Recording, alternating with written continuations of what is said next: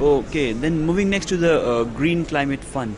A lot has been said about mobilizing funds from the private sector, and yeah, the private sector I'm sure is quite confused about what does mobilizing mean and what incentives are there in them for the private sector. So, any comments on the GCF and what role do you foresee for the private sector in this? It's hard to say where the private sector will fit into the GCF at the moment. I mean, the stakeholder consultation process this year has been really good, and we've been very happy with the way things have gone forwards. And I mean, the text that was proposed by the chairs had a window for the private sector to be involved and to make suggestions. There are a few things that we would need to be comfortable with. One is that just in general, even if it's private sector money or public money or whatever it is that's being channeled by the Green Climate Fund, we'd need just in form of good regulation to be able to understand what's being got in return for the money being spent. So you would need some kind of results monitoring system to be there, so that you knew that if you had spent kind of $10-20 million, because I mean the Green Climate Fund's talking about large sums of money on a particular project, that what had actually been achieved with that. Similarly, I mean, one of the things that we'd like to see is that it doesn't have to be a central concept, but for the concept to be contained within the work of the Green Climate Fund, of measuring things in CO2 equivalent units, which is a concept that's been established by Kyoto. We've got a lot of experience in doing it. It's a clear result. So that's the kind of thing that we're looking for, and hopefully just keeping the window open for the private sector to have some kind of involvement. That's nice. Miles, if you can share with us, how is CMIA helping its members in this transition phase, which you may call it so, yeah? So what all activities is CMIA undertaking for that? Right, in this process we're monitoring four key areas essentially.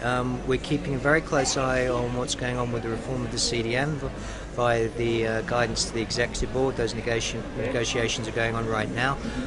We've seen some very good progress being made on materiality in particular, that's now gone into the guidance, so we're very pleased there.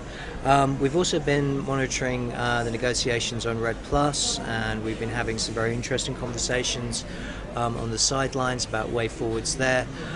We've also been monitoring the Green Climate Fund, the negotiations there, and we're watching what's going on with the NAMAs as well, what's going on with the NAMA registry and how that might progress. So those are our key areas that we're monitoring and reporting back to the members on. I mean, beyond this process, we're obviously keeping a very close eye on what's going on with Europe and the European Emissions Trading Scheme. We're getting a growing focus now on Australia because they've obviously passed the legislation now, and in 2015 they moved to full trading. So that's going to be very interesting. With AB32, we've been kind of maintaining a very good watching brief there to see what's happening. We're beginning again to focus more on Canada too, and with the intersessionals that will be taking place in South Korea, we're hoping to begin to kind of like key in on what's happening there. We're also watching China, clearly, with interest. We consulted with DEC before the Department of Energy and Climate Change on key things that, from an investor's viewpoint, would be useful and that were vital for the integrity of a trading scheme.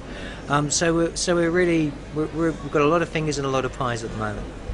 That's very interesting and quite a wide variety of things that CMI is being involved in.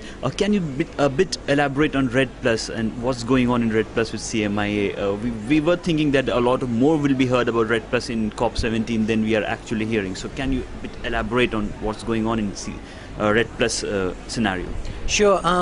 RED Plus, I mean, there's essentially kind of three strands to it. There's the UNFCCC strand where the negotiations are going on under the LCA, and there's also work being done on Substir on various issues. We also have the RED Plus partnership process, which began with the Paris-Oslo process that came out of Cancun. Yes, it came out of Cancun. No, I'm sorry, it came out of Copenhagen. And that process has been rolling on now for a couple of years, and that's been very successful in getting stakeholders together and also having a very, very good interaction, not just with the negotiators, but also with the various concerned parties, with the NGOs, with the private sector, and I think it's been very productive. Everyone where there was initially kind of suspicion and a little bit of resistance to certain ideas. The dialogue that's been facilitated by that has been really kind of beginning to forge a much greater understanding between the various stakeholder groups. So, I mean, that's been a really excellent process. The other thing we've been doing is that we helped out on the Swiss-Philippines Red Plus initiative on red financing. There's a workshop on that on Monday, I believe, Monday afternoon. And in terms of kind of like the other thing that we're doing on Red Plus is kind of like outside of both the UNFCCC and also the partnership process, we've been looking at kind of various innovative forms of financing and how those could be used to address the red challenge. Okay, that's a lot. Another question which I have now in mind, which as you were speaking it occurred to me, is like what all should Durban deliver for it to be called a good cop? What is your wish list, or what all should Durban do for you? The good cop, CMIA? bad cop question. I think we've. What would we really like? As I said, what we'd really like to see is we'd really like to see some kind of agreement on a roadmap towards an overarching process that has ambitious targets, because we need ambitious targets to stay in line with what the science is telling us we need to do. If you look at the gap analysis that I think it's the UNEP or UNDP, I can't remember which, has carried out, even the voluntary pledges that are on the table at the moment don't get us to where we need to be. There's a recent report by the IEA that was very concerned that if we don't radically change the way that we invest and the direction that we're investing in within the next few years, I think it said by 2017, then we're essentially going to have locked in the developing world into a high carbon pathway. So movement on things like the Green Climate Fund, movement on what the 100 billion that's been promised by 2020 will actually deliver, what it actually means to generate 100 billion, how do we account for it, and things like that. And I think with the 100 billion, there's been some discussion around, it might be difficult to raise 100 billion. I think if the political will's there, it's actually going to be pretty easy. Again, from the IEA, if you look at some of the other figures they came out with in that report, last year the subsidies for fossil fuels globally rose 33%, and globally we spent last year $414 billion subsidizing fossil fuels. If we can find the money to do that, we should be able to find 100 billion by 2020. That's nice. Okay, Miles, for finally, do you have the CMIA has any future plans in the near term, maybe to expand its offices or enter into new partnerships? We are looking at a new partnership at the moment.